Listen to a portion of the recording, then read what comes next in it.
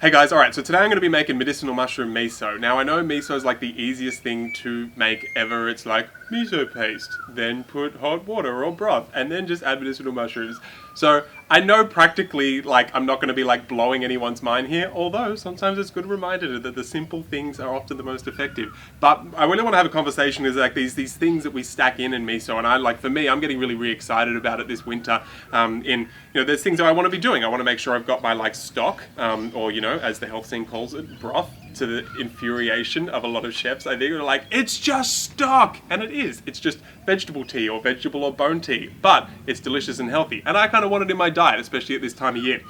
So we've got our broth, and you just like, all right, in the mornings I gotta have like my warm broth, and then I gotta have my mushroom elixir, and then through the day I want to have something fermented, and I want to make sure I have prebiotics in my diet, and then I want to have polyphenols in my diet. What we can do is we can like stack them all together in a miso recipe. It's like one of these real like ninja recipes that we can do that. So we're gonna get going. I'm just gonna do it in like a little keep cup here, because I can show you, you can like pre-make this before you head out the house. I kind of like doing this. You might leave your homemade stock or your store-bought stock. I'm gonna use the word stock instead of broth, alright guys? So just like that's the, that's a little key of dialogue there, and I know that's not the correct term, the other words are not coming to me, but you can just leave your stock at the office or wherever, and just head out on the town with your pre-made keep cup with your miso ready to go. So you gotta make sure you buy like good miso. Don't buy crappy miso. Like Byron Bay, they're doing like real old school styles. Just make sure you go and find those people that are doing it with romance and singing to the bacteria, so that it's a real, microbially alive product that you're using. And so we've got a good chickpea miso here, and they ferment it real good here in Byron Bay. So I'm just gonna get a big, the technical term is dollop of that going in there. I like it salty, so I'm going to go a little bit extra there going into me miso, and then I'm just going to do a little treat for myself. Damn, that's delicious. So if I'm like heating up my broth, if I'm boiling the water, if you're not using broth and you're just using hot water, you can do that as well. But I'm not going to be like putting the miso into an absolute boiling broth. Just so I can like, do my little buffer and protection of those, of those bacteria, and try and keep it alive. I'm going to keep this a real like nice fermented drink. So next, I'm just going to add in my shallots. I always do include shallots in when I'm having a lot of things, but especially when I'm having a miso, just because that's a really beautiful prebiotic food. So onions, garlic, shallots, a lot of people, for some reason, some people don't like the garlic and onion, red onion kind of thing. And so shallots is a nice, easy medium for you to get those prebiotics. And so prebiotics, basically that food, it's able to like, bypass the stomach digestion and get into your intestines. And from there, it can feed your indigenous bacteria. And so a lot of you are onto it, of course. Prebiotics are hot. Probiotics still are, of course. We need our probiotics and probiotic food like the miso, but in the prebiotic kind of like conversation, having that in your diet, we're feeding, as I said, that indigenous population of bacteria. You're not trying to introduce new colonies and strains, you're just feeding the strains that are naturally you, right? And so that's why I love having that in there. And another great probiotic is medicinal mushies. So those beta glucans that we talk about in, we're putting chaga. So this is a chaga miso that we're doing today.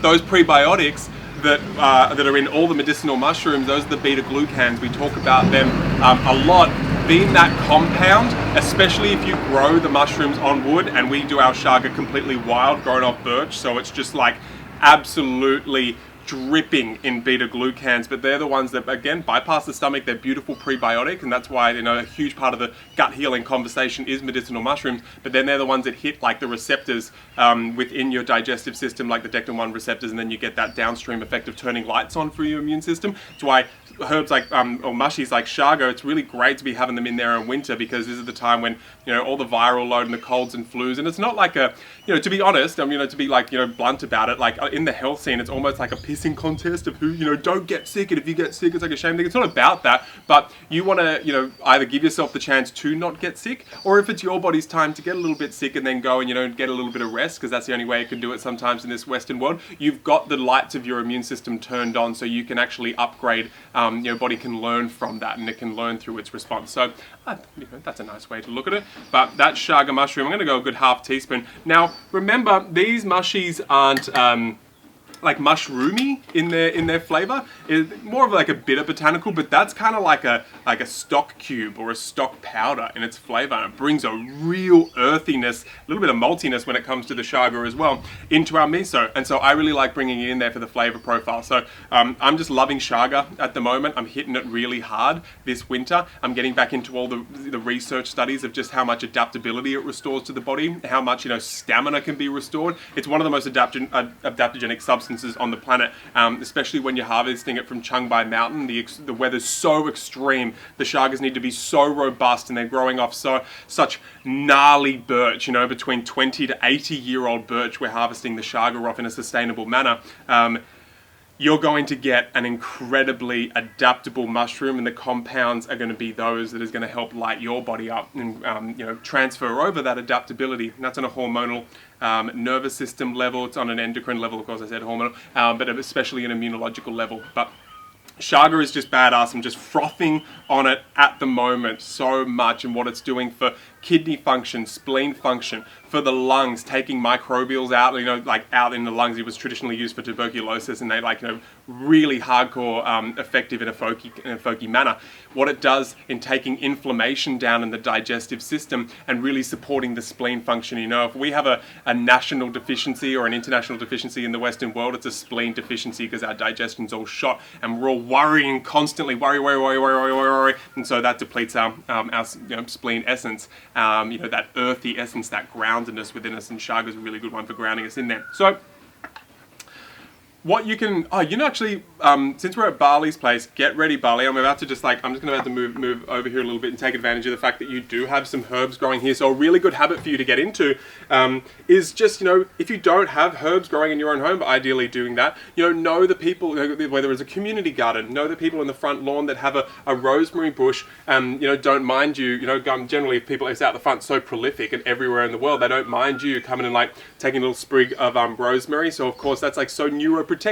It's such the oils are just turning on the mind, bringing in that sharpness. There's a lot of magical properties going on to rosemary alone. I mean, if you're herb nerds and you haven't seen the documentary Juliet of the Herbs, I believe that's the name, and I'm sorry if it's not, but Juliet of the Herbs, beautiful English herbalist, and she was saying that one of the first things you do when you move into a house is plant rosemary, because it's one of the most incredible herbs in the world, and I agree.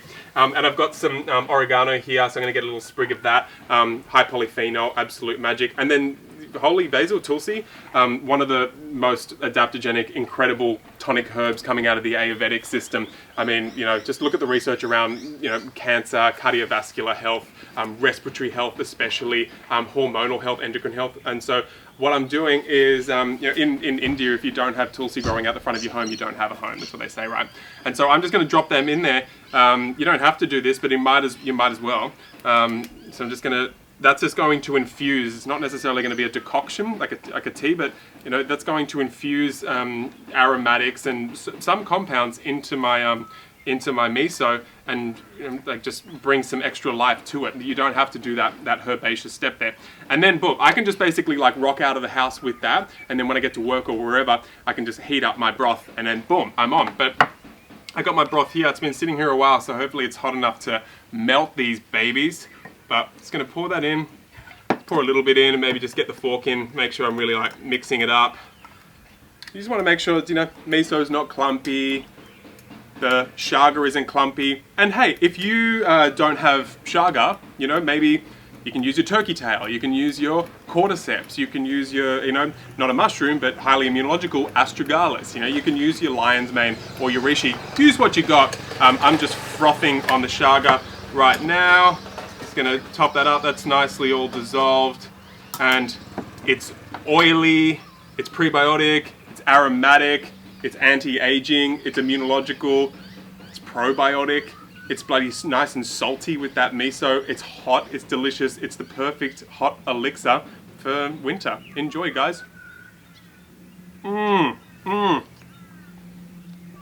Oh yeah.